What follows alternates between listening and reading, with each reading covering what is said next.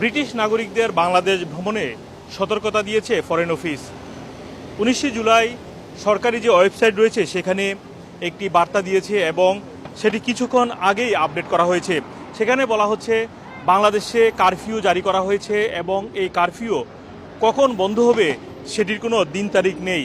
তাই বাংলাদেশে জরুরি প্রয়োজন ছাড়া কোনো ব্রিটিশ নাগরিকদেরকে ভ্রমণ করার নিষেধ করা হচ্ছে।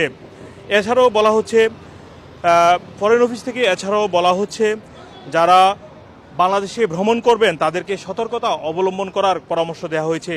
বলা হচ্ছে বাংলাদেশে যে ব্রিটিশ এম্বাসি রয়েছে সেখানেও সীমিত আকারে পরিষেবা দেওয়া হচ্ছে বাংলাদেশের পরিস্থিতির কারণে।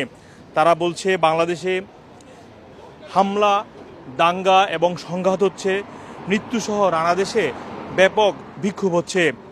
তাই যারা একেবারে বাংলাদেশে যেতে হবে তাদেরকে নিরাপদ স্থানে অবস্থান করার